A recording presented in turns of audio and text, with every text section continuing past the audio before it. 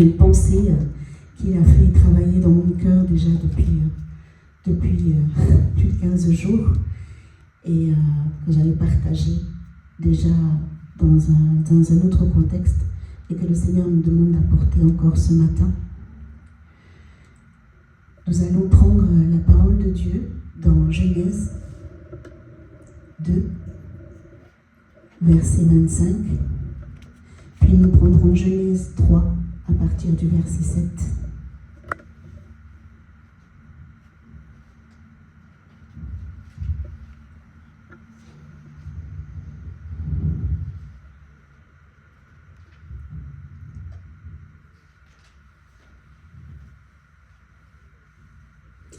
Genèse 2, verset 25.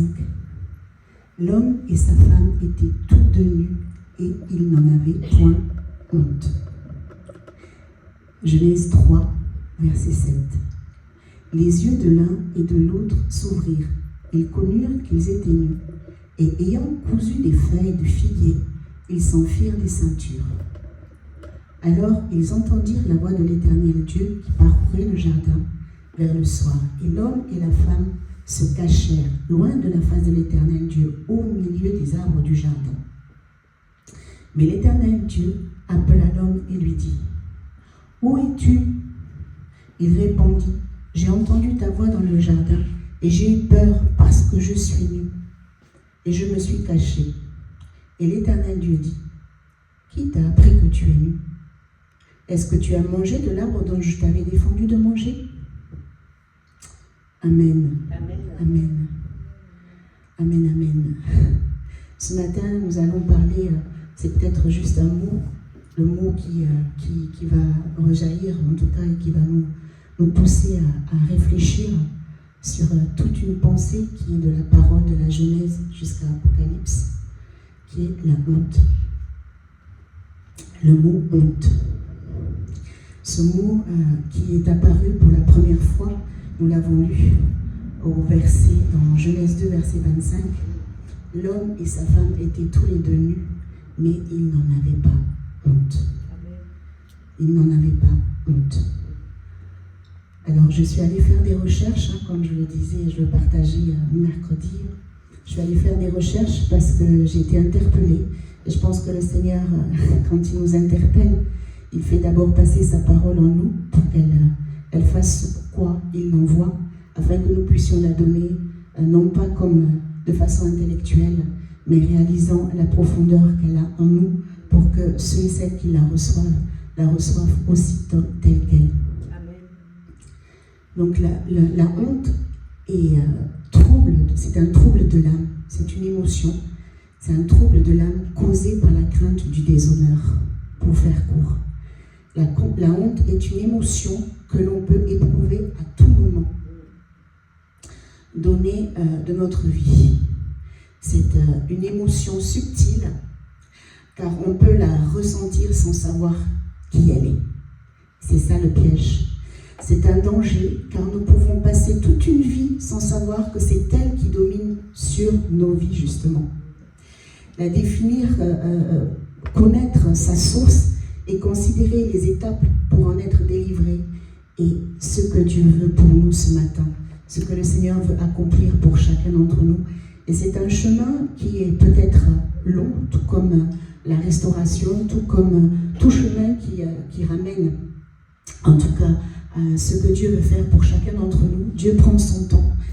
Et c'est une des premières émotions dans la Bible, nous l'avons lu, c'est une des premières émotions qu'ont ressenties Adam et Ève.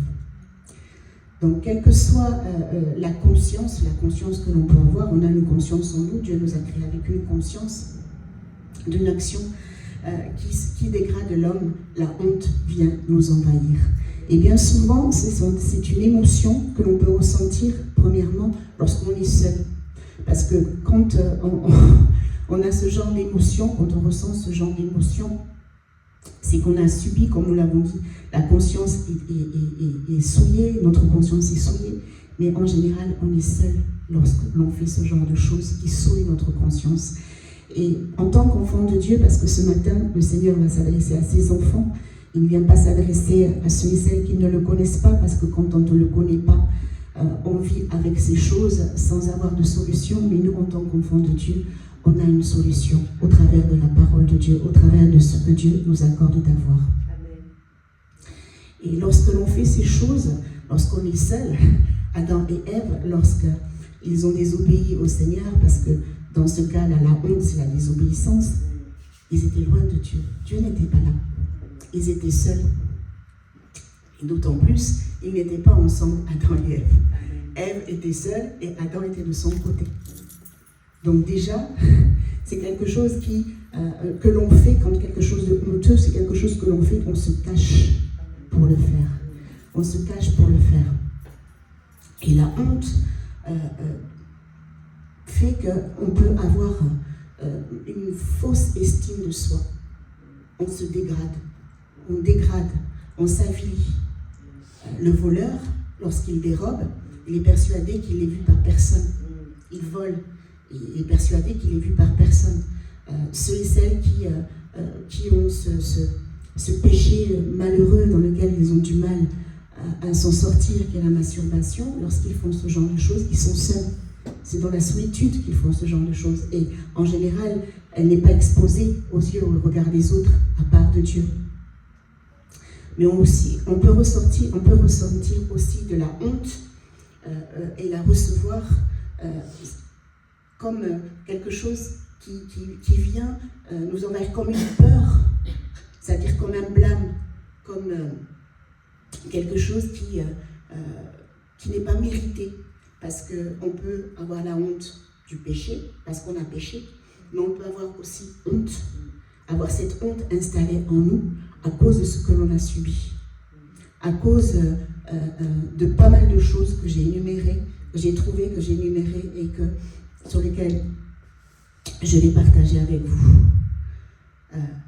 La vexation d'être désapprouvé peut nous faire honte. On se rappelle de cela quand on est enfant. Quand un professeur nous pointe du doigt devant tout le monde, devant la classe entière, la honte qui peut nous envahir à ce moment-là, qui n'a rien à voir avec la timidité. Mais on peut se cacher derrière la timidité parce qu'on a honte. C'est deux choses tout à fait différentes. Ce qui n'est pas de la timidité. La vexation, la peur d'être désapprouvé dans nos relations les uns avec les autres, relations parents-enfants, entre enfants et enfants, entre mari et femme.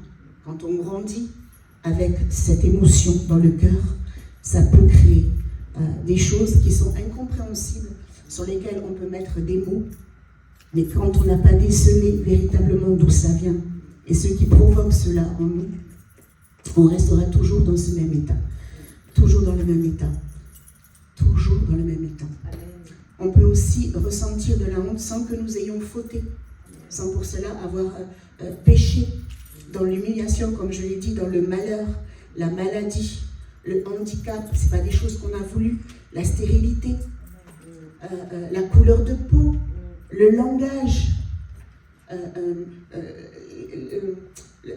la situation familiale. D'un seul coup, on perd son travail, dans la société, orphelin, dans les violences physiques, verbales, sociales.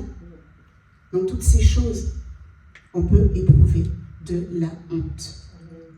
Cette émotion qui nous menace et qui nous détruit, car elle touche à notre existence et notre identité.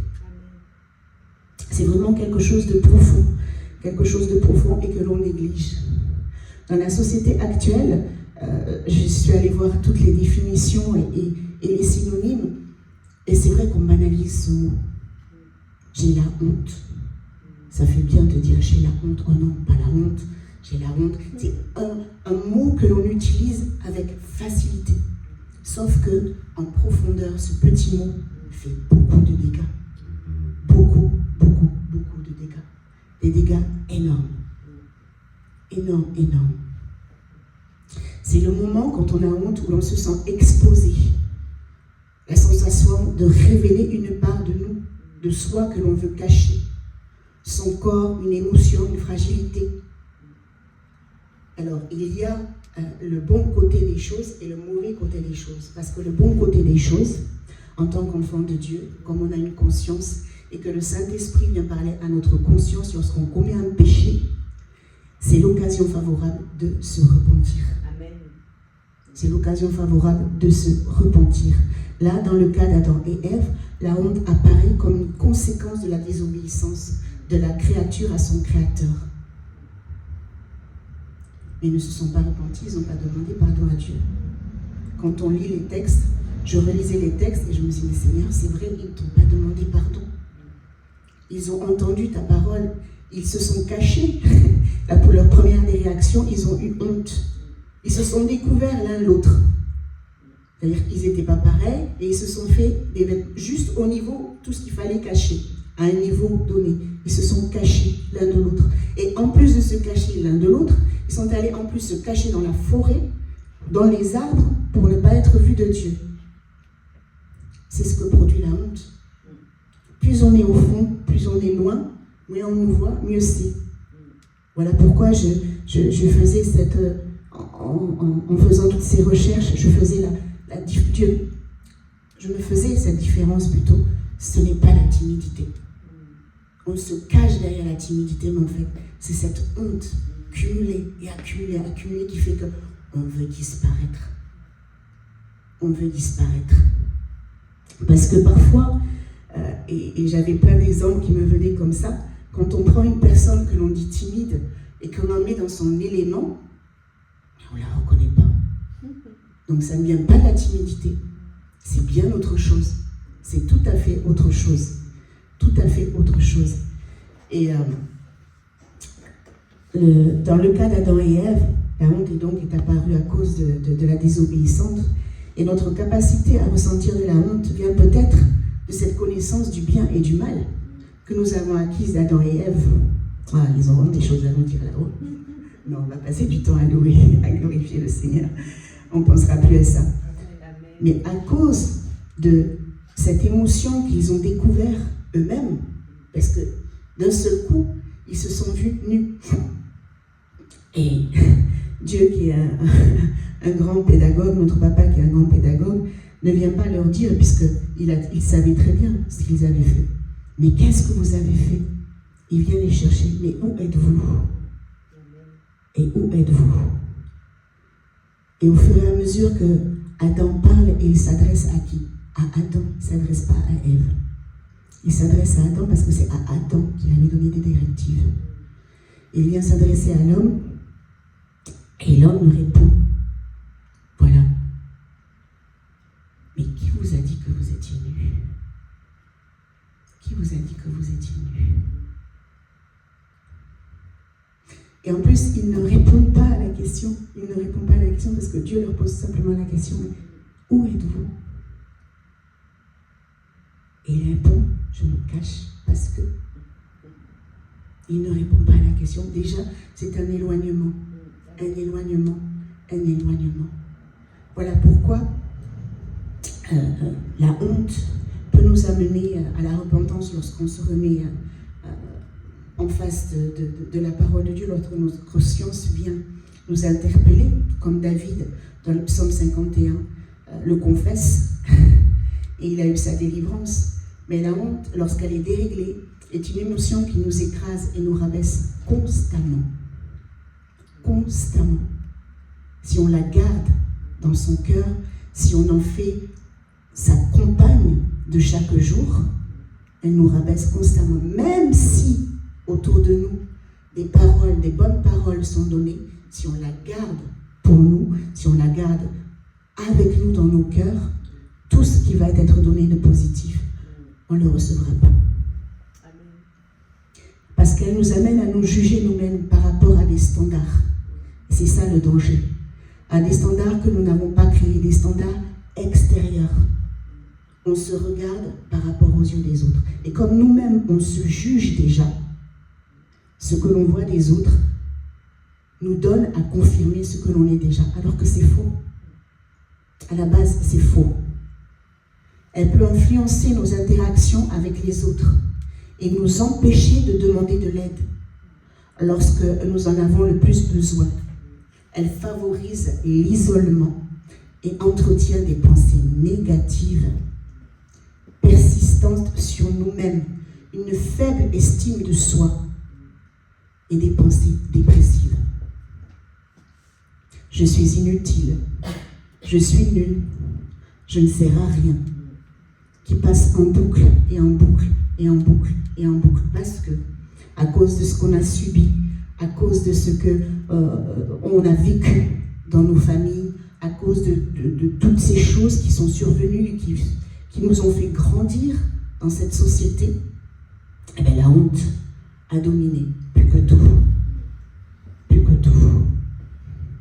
La honte aussi, la peur du pire, parce que peu importe ce que l'on est, peu importe ce qu'on va nous dire, comme je l'ai déjà dit, on est déjà jugé par soi.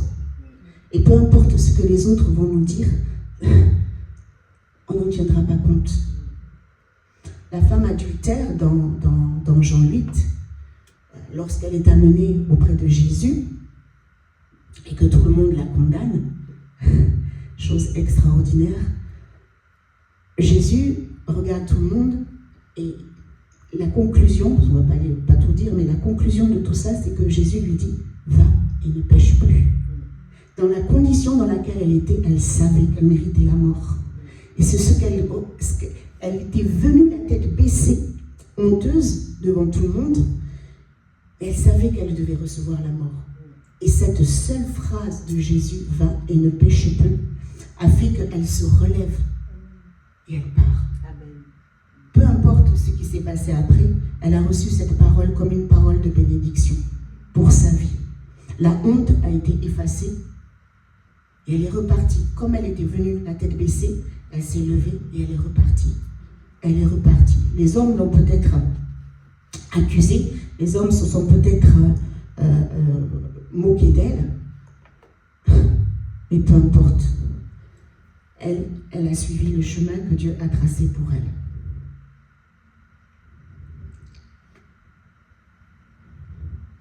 Elle peut influencer nos interactions avec les autres. Comme je l'ai dit, nous empêcher de demander de l'aide. Parce que quand on est dans la honte, quand on est honteux de soi, pas forcément parce qu'on a péché, mais il y a cette solution aussi. Quand on a péché en tant qu'enfant de Dieu et qu'on ressent cette honte du péché, on sait que Dieu nous a pardonné, mais il y a toujours le regard de l'autre qui vient titiller, chatouiller, ramener. Voilà pourquoi, dans sa grâce infinie, Jésus, qui lui-même est passé par un chemin d'humiliation terrible, sait de quoi il parle. Il est passé par la croix, le chemin de la honte. Donc il peut lui-même venir à notre secours. Il peut nous-mêmes venir à notre secours. Favorise l'isolement, cette honte, elle favorise l'isolement, comme je l'ai déjà dit en amont, parce qu'on se renferme sur soi. On se renferme sur soi, on ne parle plus, ou alors, l'autre cas, on joue un rôle. On joue un rôle qui nous fait mal, parce qu'on sait qu'à l'intérieur, ce qu'on vit n'a rien à voir avec ce qui est extérieur. Mais on s'impose cela pour pouvoir vivre comme les autres, pour pouvoir faire comme les autres dans ce monde actuel. Parce que voilà comment est le monde. Voilà pourquoi tant de personnes vont mal, vont très très mal, parce qu'elles continuent à vivre avec ce qui est intérieur, qu'elles ne connaissent pas, qui leur fait mal. Pour certains, ils savent ce qu'ils ont fait. Pour certains, ils savent ce qu'ils ont fait. En tant qu'enfants de Dieu, on a la parole de Dieu, on est éclairé, on sait. Mais tous les gens qui marchent dans ce monde ne savent pas, ne connaissent pas. Alors pour les uns, on va leur prescrire beaucoup de médicaments. On va peut-être aller fouiller, gratter pour faire remonter certaines choses. Mais ce n'est qu'une partie infime de la solution. Parce que ça fait encore plus mal, ça remonte. Ça fait encore plus mal, ça remonte, mais c'est encore bien existant, bien encore existant, bien encore existant, bien encore existant. Parfois, La honte peut provenir de la peur d'être condamné par les autres. Comme je l'ai dit, au cas du péché. Le regard de l'autre est important quand on a honte. Et ça peut devenir un précurseur de la culpabilité. Parfois, on se sent toujours coupable, mais justement parce qu'on n'a pas fait le bilan de savoir pourquoi on est coupable tout le temps. Pourquoi on est coupable pourtant. Et la honte peut nous amener à avoir une mauvaise vision de nous-mêmes. Et parce qu'on a une mauvaise vision de nous-mêmes, lorsqu'on grandit avec cela, lorsqu'on se marie, le transmettre à nos enfants. Et de génération en génération, porter cela sans y avoir mis de mots, sans y avoir mis un diagnostic, afin de pouvoir en être délivré et en être guéri. En être guéri. La honte la plus, quand je faisais ces recherches, la honte la plus subtile, la plus, je vais dire mesquine, parce que c'est vraiment le cas, c'est celle qu'on emmagasine en soi en se donnant bonne conscience. Je m'explique. Lorsqu'on a hérité de cela à cause de maltraitance, à cause de mauvaises paroles, parce qu'il y a le physique, mais aussi les paroles qui viennent matraquer notre âme, une éducation trop dure, pas forcément méchante, mais trop dure, à faire qu'on ne s'épanouit pas comme on devrait s'épanouir. Il y a toujours ce regard que porte l'adulte sur l'enfant, ou vice-versa, ce regard qui est là, et on ne vit plus pour soi, on a honte. Et c'est un sentiment, on grandit avec, et forcément on le transmet. Et à la moindre chose, vous verrez des personnes, et j'en ai été moi-même interpellée parce que je dis, c'est vrai Seigneur, heureusement que ta parole est là pour nous éclairer. Moi, des personnes, à peine on dit quelque chose, quoi que ce soit, elles rougissent. Elles se mettent à rougir parce que c'est quelque chose, une émotion qui est tellement ancrée en elles que la moindre chose fait remonter cela. Mais je ne sais pas pourquoi je réagis comme cela. Alors on va mettre étiquette timidité. Non, c'est bien plus que ça. C'est bien plus subtil que ça.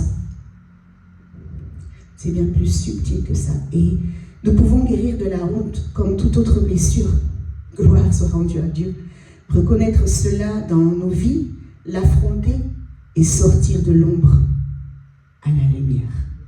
Parce que c'est quelque chose de caché. C'est quelque chose qui est caché.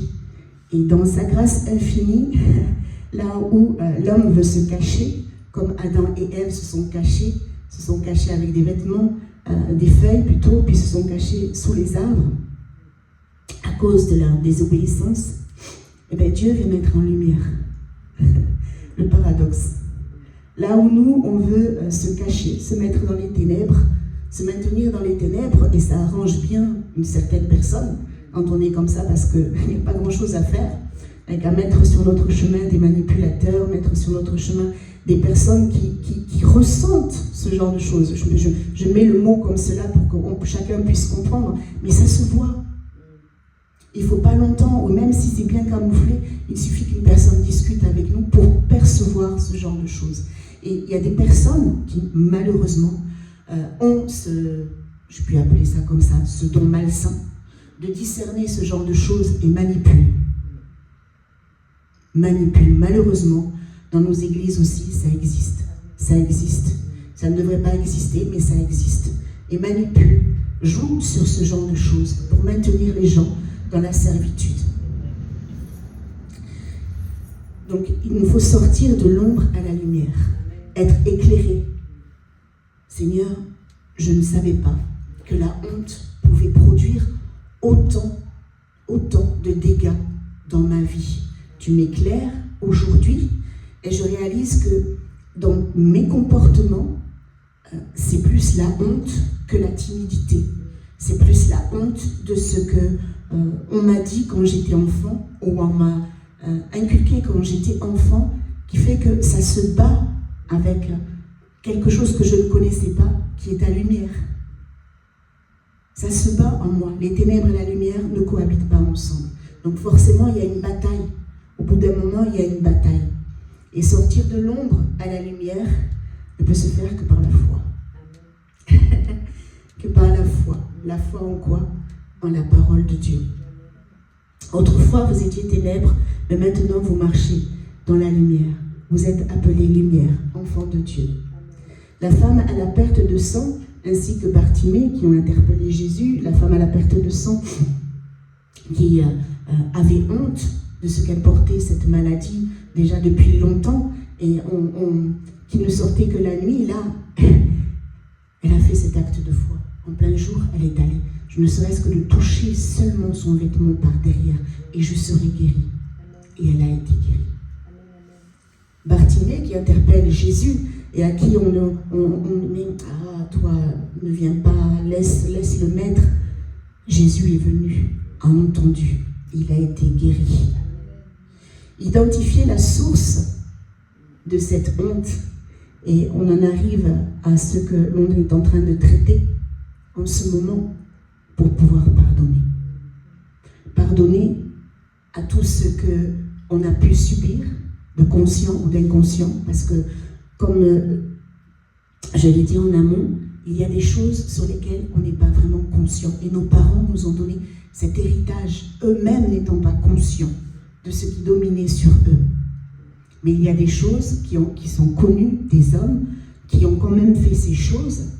Voilà pourquoi le Seigneur nous demande de pardonner. Et de nous pardonner aussi, parce qu'on peut aussi avoir fait des choses pour lesquelles on a honte. Honte d'en parler, honte de partager. Mais on sait que Dieu sait et connaît ces choses. Néanmoins, le processus est le même. Dieu te pardonne, Dieu me pardonne, pardonne-toi. Dieu nous demande de l'aimer lui, de nous aimer les uns les autres, comme nous nous aimons nous-mêmes.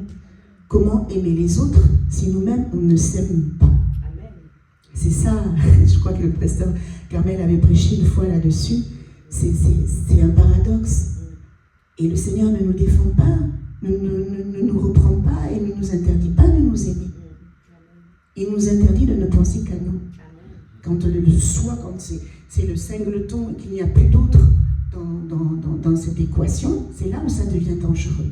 Mais de prendre soin de nous, le Seigneur, au contraire, lorsqu'il nous dit de veiller sur nos cœurs, c'est à nous qu'il parle. C'est à toi, à moi de veiller sur mon cœur. C'est pas à l'autre de veiller sur mon cœur. Il nous demande d'intercéder les uns pour les autres. Comme il l'a dit à Bellécain, suis-je le gardien de mon frère? Oui, je suis gardienne de ma sœur, de mon frère, dans l'intercession, dans ce que je peux lui apporter de bien. Mais son cœur, c'est lui et Dieu. Mon cœur, c'est moi et Dieu. Donc je disais se pardonner, le chemin du pardon. Reconnaître toutes ces choses et pardonner. Mes parents m'ont donné une certaine éducation. C'était dur, ça ne correspond pas à ce que tu me dis, Seigneur, dans ta parole, mais je décide de pardonner. J'ai reçu des paroles, des mauvaises paroles dans mon enfance. J'ai eu un mauvais regard sur moi à cause de ces mauvaises paroles pendant longtemps. J'ai traîné ça pendant longtemps. Et je rendais témoignage mercredi de certaines paroles que me disait mon papa. Et un jour, j'ai compris pourquoi. En fait, il avait honte tout simplement parce que j'étais trop forte. Un jour, il me l'a dit. Sauf que, quand on vit avec ça, on ne comprend pas pourquoi il y a tel et tel comportement. Mais on vit au travers du regard de l'autre. La moindre réaction, la moindre chose, et ça nous blesse. Mais on ne sait pas d'où ça vient. Tout simplement parce qu'on a honte. Avoir honte de ses enfants, c'est quelque chose de terrible. Et surtout quand on le dit, encore plus. Pensant que cela va faire du bien, ou pensant que... Non. Avoir honte de son mari, avoir honte de sa femme, avoir honte tout court, ce n'est pas une bonne chose. La femme de David a méprisé son mari parce qu'elle l'a vu danser. Et Dieu n'a pas apprécié. Mais Dieu comprend ce que nous pouvons ressentir.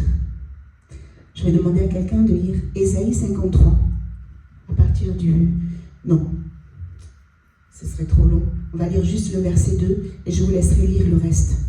Isaïe 53, 2 et 3.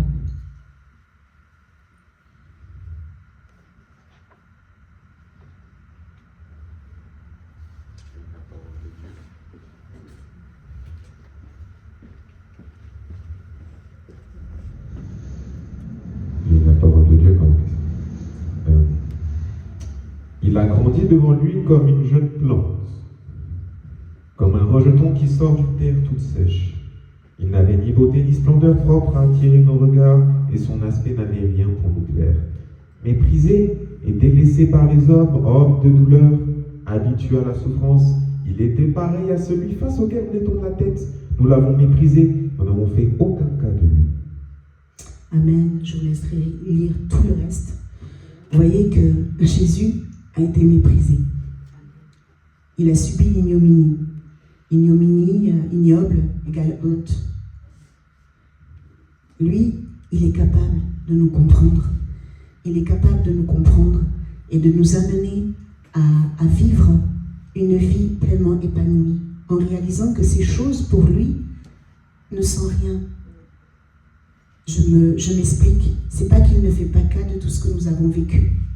Mais il ne nous regarde pas au travers de ce que nous avons vécu. Il nous regarde au travers du sacrifice qu'il a accompli pour nous à la croix. Et du sang qu'il a versé. Donc toutes ces choses, elles sont effacées. Celui qui nous les ramène, celui qui nous les rappelle, celui qui nous rappelle nos fautes lorsque l'on a péché, celui qui nous rappelle ce que l'on est par rapport à notre physique ou ce que l'on est incapable de faire, c'est pas Dieu. Puisque Dieu nous encourage à aller plus loin. Dieu nous encourage à aller plus loin. Hébreux 11, verset 16, je vais le lire. Mais maintenant, il désire verset 16. Mais maintenant, il désire une meilleure, c'est-à-dire une céleste. C'est-à-dire qu'il désire une cité meilleure pour nous, une céleste. C'est pourquoi il n'a pas honte d'être appelé leur Dieu, car il leur a préparé une cité. Le Dieu Tout-Puissant, celui qui a créé la terre et le ciel, n'a pas honte, mon frère, ma sœur, d'être appelé ton Dieu. Je vais le répéter, parce que peut-être que c'est celui qui a créé le ciel et la terre, celui qui a fait toutes ces choses, celui qui a donné son Fils unique, Jésus-Christ, sur la croix, pour te racheter de cette vaine manière de vivre. Lui, le grand, le Tout-Puissant, n'a pas honte que tu l'appelles mon Père. Amen.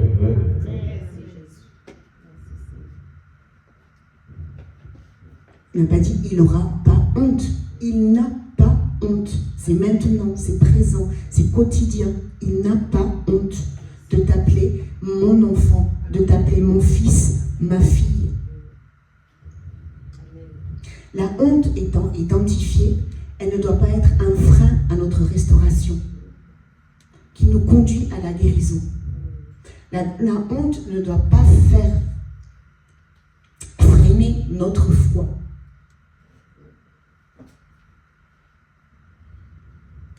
Le Sanhédrin romain, lorsqu'il a entendu que Jésus venait et que son employé était malade, il n'a pas fait cas de sa situation. Il n'a pas fait cas de ce qu'il était romain. Il est allé voir celui que on traitait de paria, Jésus, le juif. Lui, le romain, n'a pas eu honte d'aller l'appeler pour qu'il vienne sauver son employé, si je puis parler ainsi. Lui, il a bravé ces choses. Nous, en tant qu'enfants de Dieu, nous avons cette grâce d'être le temple du Saint-Esprit. La honte ne doit plus être de notre côté. Mon bien-aimé, ma bien-aimée. Donc laissons-nous restaurer, laissons-nous guérir. Certes, c'est un chemin qui n'est pas facile. Parce que déjà, d'identifier cela, c'est pas évident, c'est très subtil. Et de réaliser que cette petite chose, ce simple petit mot, a modifié toute ma façon d'être, toute ma façon de réagir, toute ma façon de penser. Ça vaut quand même la peine de le délaisser pour pouvoir vivre en pleine liberté. Romains 10, verset 11 nous dit « Celui qui croit en lui ne sera pas couvert de honte. » Il s'est offert à la croix. Il a souffert l'ignominie. Il n'a pas honte. Le Père n'a pas honte de nous appeler ses enfants. Il n'a pas honte qu'on l'appelle papa. Et celui qui croit en lui ne sera pas couvert de honte. Quelle grâce! Quelle grâce! Et pour entrer dans ce processus de pardon dans lequel nous sommes ce mois-ci, il est important de réaliser aussi que tout n'est que grâce. Et que nous sommes acceptés par grâce. Parce que le problème de la honte, lorsqu'on reste toujours enfermé sur soi, c'est parce qu'on n'est pas accepté par les autres. Peu importe d'où ça vient, que ce soit physique, que ce soit un handicap, que ce soit la langue, que ce soit... À partir du moment où on n'est pas accepté par l'autre, on se renferme sur soi-même. On se renferme sur soi-même. Mais Jésus, lui, nous a acceptés, les bras grands ouverts. Amen. Le Père nous a acceptés, les bras grands ouverts, sans condition, sans égard de ce que nous sommes, ni ce que nous avons fait. Parce que nous savons que nous ne sommes pas parfaits, nous ne le serons jamais. Ça aussi, c'est quelque chose qu'il faut que nous puissions ancrer dans notre esprit, afin de pouvoir regarder l'autre comme Dieu nous regarde. Et de pouvoir se regarder comme Dieu nous voit. C'est vraiment, vraiment quelque chose d'important. Vraiment quelque chose d'important. Donc vraiment, ce matin, mon frère, ma sœur, peu importe ce que les autres te renvoient, regarde-toi d'abord dans le miroir de la parole de Dieu. Regarde la merveilleuse créature que tu es. Le grand Dieu tout-puissant, t'accepte en sa présence, t'accepte dans sa maison, t'accepte dans cette grande famille dont tu fais partie. Il dit, tu peux m'appeler papa. Waouh! Papa. Moi, comme cette femme Rachel qui, aux yeux des hommes, était désapprouvée parce qu'elle n'avait pas eu d'enfant, lorsque Dieu lui a donné de pouvoir porter un enfant, elle a dit, tu as enlevé mon opprobre, tu as enlevé ma honte. Élisabeth aussi a fait un cantique à Dieu, tu as enlevé ma honte. Peu importe ce par quoi tu es passé, peu importe comment tu es venu au Seigneur aujourd'hui, la honte n'est plus de ton côté. Identifie-la, si tel est ton cas. Identifie-la dans ta vie. Ne l'empêche pas de nuire pleinement à la liberté que Dieu t'accorde de pouvoir vivre, à être épanoui. Des erreurs, nous en ferons toujours, parce que nous ne sommes pas parfaits. Mais nous avons cette grâce que de pouvoir courir dans les bras du Père, qui jamais ne va nous renvoyer.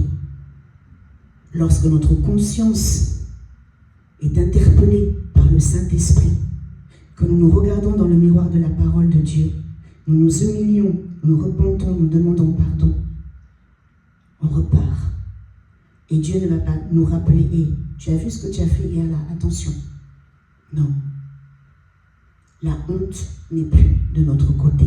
Comme des petits enfants, marchons, le cœur dans la paix et dans la joie que nous procure le Saint-Esprit dans notre quotidien. Tu as identifié ce qui te maintient, ce qui te fait rester toujours en arrière, ce qui fait que tu ne veux pas ouvrir la porte à l'un ou à l'autre. On va me voir tel que je suis. Mais Dieu te voit déjà. Dieu il sait, si lui ne te juge pas, ne te condamne pas. Qui en a le droit? Et quand bien même le regard de l'homme, les paroles de l'autre, toi dans ton cœur, tu sais qui tu es. Important de savoir qui tu es. Voilà qui je suis. Je suis une fille, un fils aimé du Dieu très haut, de celui qui a créé le ciel et la terre, racheté par le sang de Jésus-Christ, coulé à la croix de Golgotha, faisant partie de cette grande famille dont le lien d'union est Jésus-Christ. Par son sang. La honte ne doit plus te freiner pour avancer. Dis-lui, stop, je t'ai identifié, maintenant ça suffit.